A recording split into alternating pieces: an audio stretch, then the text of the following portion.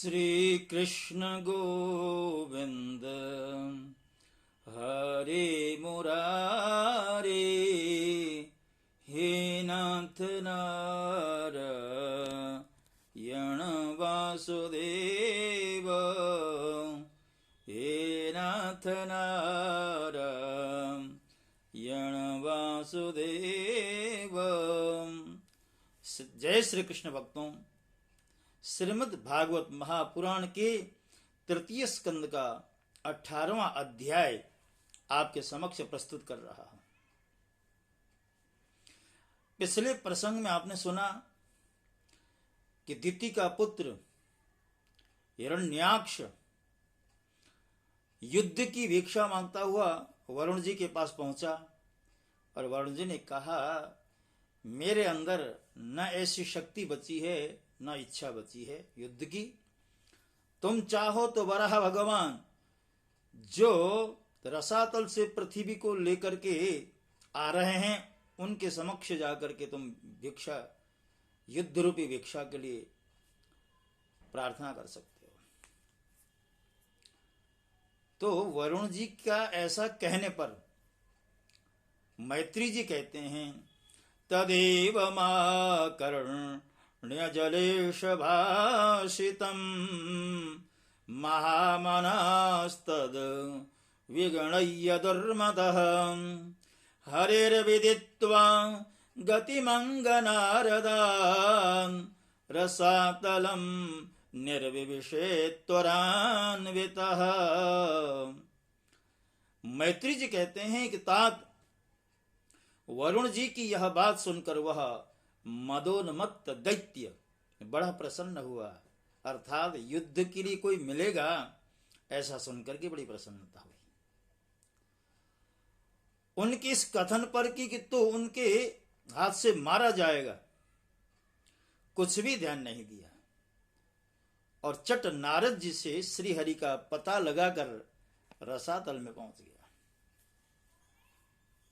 वहां उसने विश्व विजयी वराह भगवान को अपनी दाढ़ों की नोक पर पृथ्वी को ऊपर की ओर ले जाते हुए देखा।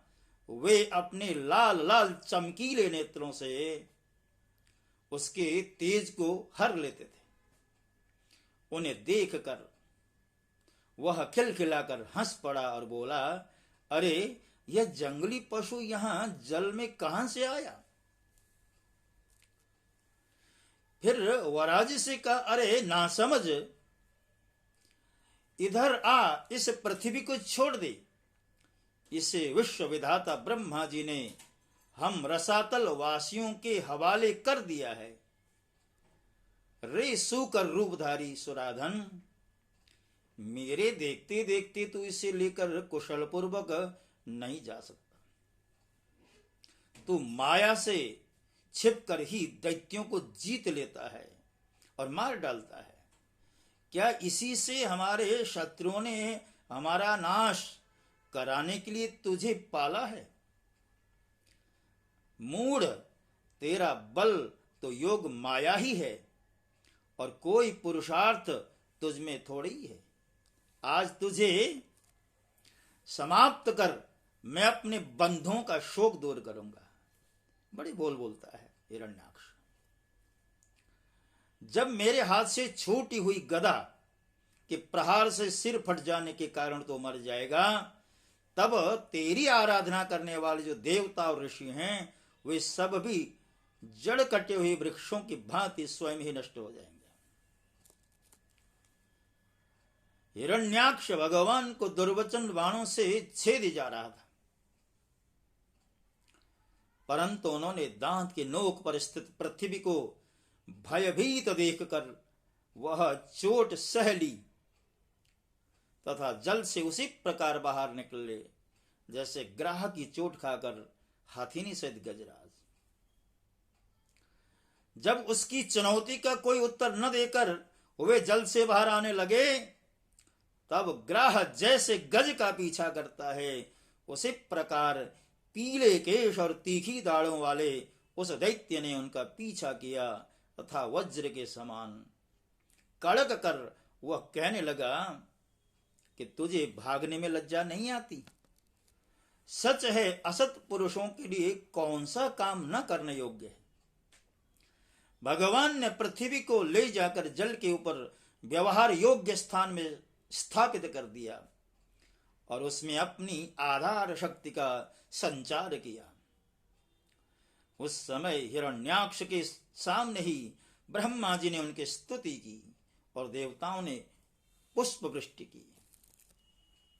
तब श्री हरि ने बड़ी भारी गदा ली अपने पीछे आ रहे हिरण्याक्ष से जो सोने के आभूषण और अद्भुत कवच धारण किए था तथा अपने कटुवाक्यों से उन्हें निरंतर मर्माहत कर रहा था, अत्यंत क्रोध पूर्वक हंसते हुए कहने लगे।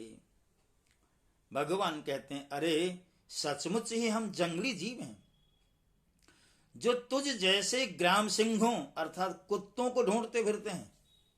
दुष्ट वीर पुरुष तुझ जैसे मृत्युपास में बंधे हुए अभागे जीवों की आत्मश्लाघा यानी आत्मप्रशंसा पर ध्यान नहीं देते।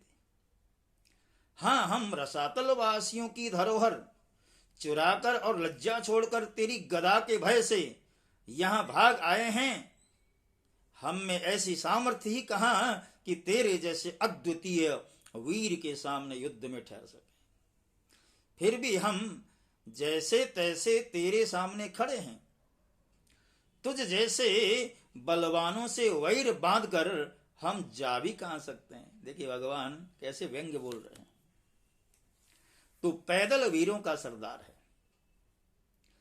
इसलिए अब निशंक होकर उधेड़ वन छोड़कर हमारा अनिष्ट करने का प्रयत्न कर और हमें मारकर अपने भाई बंधुओं के आंसू पहुंच। अब इसमें देर न कर। जो अपनी प्रतिज्ञा का पालन नहीं करता वह असभ्य है। भले आदमियों से मैं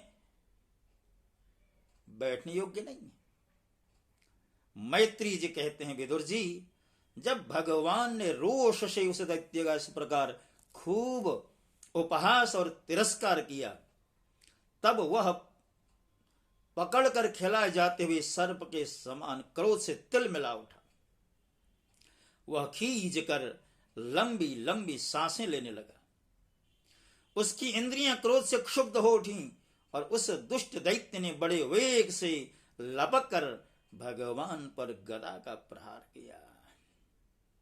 किंतु भगवान ने अपनी छाती पर चलाई हुई शत्रु की गदा के प्रहार को कुछ टेढ़े होकर बचा लिया, ठीक वैसे ही जैसे योग सिद्ध पुरुष मृत्यु के आक्रमण से अपने को बचा लेता है।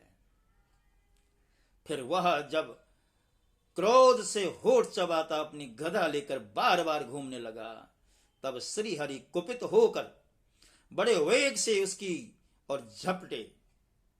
सौम्य स्वभाव विदुर जी, तब प्रभु ने शत्रु की दाईं भौं पर गदा की चोट की, किंतु गदा युद्ध में कुशल हिरण्याक्ष ने उसे बीच में ही अपनी गदा पर ले लिया। इस प्रकार श्री हरि और हिरण्याक्ष एक दूसरे को जीतने की इच्छा से अत्यंत क्रुद्ध होकर परस्पर में अपनी भारी गदाओं से प्रहार करने लगे। उस समय उन दोनों में ही जीतने की होड़ लग गई। दोनों के ही अंग गदाओं की चोट से घायल हो गए। अपने अंगों के घावों से बहने वाले रुधिर की गंध से दोनों का ही क्रोध बढ़ रहा था और वे दोनों ही तरह तरह के पैंतरे बदल रहे थे। इस प्रकार गौओं के लिए आपस में लड़ने वाले दो साणों के समान उन दोनों में एक दूसरे को जीतने की इच्छा से बड़ा भयंकर युद्ध हुआ। विदुर जी, जब इस प्रकार हिरण्याक्ष और माया से वराह रूप धारण करने वाले भगवान यज्ञ मूर्ति पृथ्वी के लिए द्वेष बांधकर युद्ध करने लगे, तब उसे देखने के लिए वहां ऋषियों के सहित ब्रह्मा जी आए हैं। वे हजारों ऋषियों से घिरे हुए थे।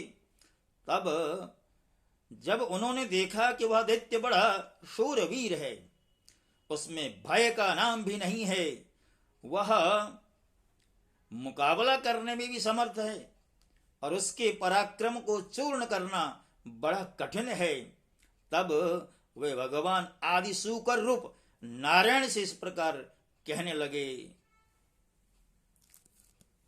ब्रह्मा जी कहने लगे, देव, मुझसे वर पाकर यह दुष्ट दैत्य बड़ा प्रबल हो गया है। इस समय यह आपके चरणों की शरण में रहने वाले देवताओं, ब्राह्मणों, गौओं तथा अन्य निरपराध जीवों को बहुत ही हानि पहुंचाने वाला दुखदायी और भयप्रद हो रहा है। इसकी जोड़ का और कोई योद्धा नहीं है, इसलिए यह महाकंटक अपना मुकाबला करने वाले वीर की खोज में समस्त लोकों में घूम रहा है। यह दुष्ट बड़ा ही मायावी, घमंडी और निरंकुश है। बच्चा जिस तरह क्रुद्ध हुए सांप से खेलता है, वैसे आप इससे खिलवाड़ न करें। देव, हे अच्युत, जब तक यह दारुण दैत्य अपनी बल वृद्धि की बेला को पाकर प्रबल हो, उससे पहले ही आप अपनी योग माया को स्वीकार करके इस पापी को मार डालिए। प्रभु देखिए, लोकों का संहार करने वाली संध्या की भयंकर बेला आना ही चाहती है। सर्वात्मन, आप उससे पहले ही इस असुर को मारकर देवताओं को विजय प्रदान कीजिए। इस समय अभिजित नामक मंगलमय मुहूर्त का भी योग आ गया है, अतः अपने सुहृद हम लोगों के कल्याण के लिए शीघ्र ही इस दुर्जय दैत्य से निपट लीजिए। प्रभु, इसके मृत्यु आपके ही हाथ लिखी है। हम लोगों के बड़े भाग्य हैं कि स्वयं ही अपने काल रूप आपके पास आ पहुंचा है। अब आप युद्ध में बलपूर्वक इसे मारकर लोगों को शांति प्रदान कीजिए। भक्तों, ब्रह्मा जी ने भगवान से प्रार्थना की है कि संध्या से पूर्व, संध्या के पश्चात रात्रि की बेला उपस्थित हो जाएगी तो असुरों की ताकत बढ़ती है, बल बढ़ता है, उससे पहले ही इसका काम तमाम कर दीजिए। ये ब्रह्मा जी की प्रार्थना है। और अगले अध्याय में जो भी घटित होगा वो आपके समक्ष रखा जाएगा। तब तक के लिए जय श्री कृष्ण।